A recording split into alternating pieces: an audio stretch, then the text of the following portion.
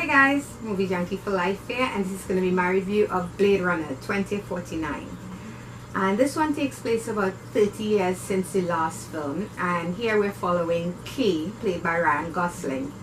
And while he's hunting down replicants, well, that's his job, he's in new Blade Runner, he comes upon a mystery and he decides to seek out original Blade Runner Deckard, played by Harrison Ford, to help him solve said mystery.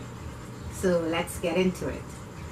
First of all, I'm sure everybody is saying this, but this movie, from a visual standpoint, I honestly couldn't find anything I didn't enjoy. This is one of those films that, while I was watching it, I kept thinking, you know, they could put this on mute and I would still enjoy the hell out of this movie.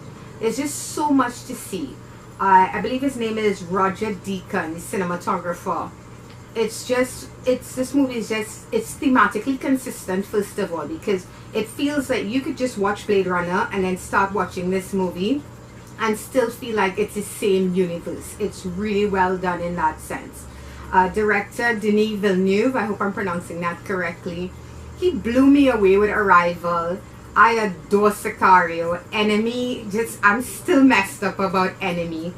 And his films have just been so original and feel so fresh, you know, from what we've been getting of late, that seeing him behind the lens here, it's amazing what he puts out here. It really feels like, I don't want to say it feels like Ridley Scott, but you can see where he took that film and he just gave us something that felt something I think we needed right now.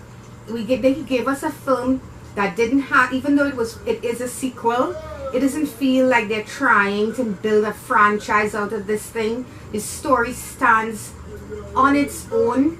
It's perfect. It doesn't need to go beyond this. The directing and the cinematography here alone would give this movie a perfect score for me.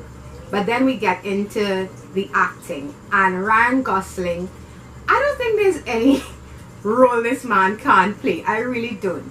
His character, Kay, he covers all the bases. He comes across, he's strong, he's stoic, but he's also vulnerable. You can feel his loneliness, you can feel his confusion, you can feel his need to belong, and you're sympathetic with him.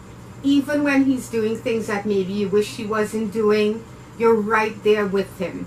And this is by far one of Harrison Ford's best performances in quite a while. His role as Deckard, I would equate it to what Stallone did in Creed. He's just, you can see this is a man who's been through it all.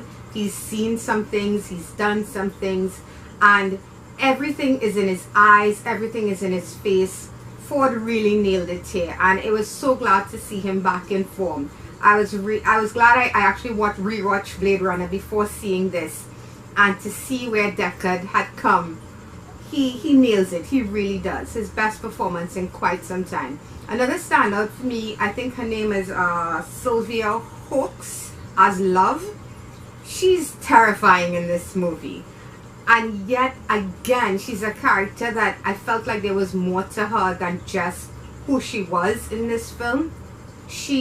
There's something about it, there's a vulnerability there that made me feel sorry for her, even though she was doing some really despicable things. So those were the three performances that just stood out for me. Whenever they were on screen, I was glued to the screen. And the story here, well, Blade Runner is a story that you're gonna have to watch it multiple times to really get everything this film has to offer. But what I liked here is, while I feel like the original Blade Runner, you know, it asks the question, what does it mean to be human? This one, I feel, addresses things like, where do I fit in? Where do I belong? How do I belong? You know, it addresses loneliness. It addresses that need to connect, that need to know where you're from and where you're going. And I think it was a perfect progression of that first film. I really loved that here, and I got that a lot from not just one character. So yeah, it's really hard to find fault with this movie. I'm trying to see if there's anything about it that I didn't like. The runtime, it's like, I think 2 hours and 40 something minutes long. And me personally, this is just me because I had been screen hopping to catch up on some films, so I was tired when I saw it, so it felt a little long for me. But I think that is just me personally. I'm not gonna judge the runtime on that. I'm not gonna say it's a pacing issue, because I was tired while I was watching this film, and yet I enjoyed it. I couldn't take my eyes off the screen. The score, Hans Zimmer, and what was the gentleman's name? Benjamin Wallfisch. I hope I'm pronouncing that correctly. I'm sorry if I'm not. That score, oh my god. My seat and my feet were actually rumbling. I don't know what that says about. Maybe it's just the cinema sound system, but that score was just epic. And like I said, this movie, I have to see this again. I think everybody should see this movie multiple times, because it's not so much the story, because why you have to see it multiple times, even though there is that, it's just so much to see. They do pay homage to the original, you know. I'm not going to tell you what, but if you've seen Blade Runner, you will see the little bits here and there where they, you know, they actually mesh everything in, and you believe it's the city that we've seen in the first one. I said I'm trying not to give away much, so if I'm stumbling around here, it's because I'm trying not to spoil anything. And I will say this for the story. There were times when I thought I had everything figured out, because there are certain things that take place in this film, and at a point I was saying, this is kind of predictable because I know what's going to happen. I know what this mystery is. But as this movie moves along and certain things are revealed that surprised me, I felt more in the end like, you know what, I was just a mouse going through a maze designed by someone else, and I think I know exactly where I need to go, but at the end of the day, I don't know shit.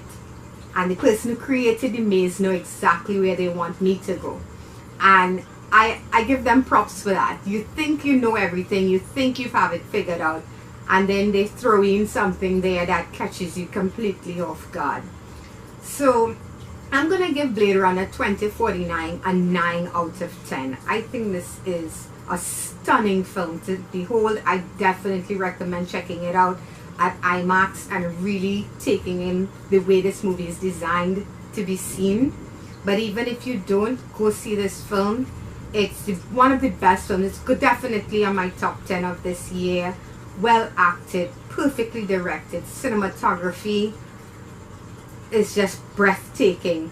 And at the end of the day, the only reason I'm giving it a 9, it's because I feel like you need multiple screenings, multiple viewings of this film to really, really get it. And I don't want to give it a perfect score because I need to see it again. I really do. So like its predecessor, I think it requires multiple viewings. So I'm giving Blade Runner 2049 a 9 out of 10.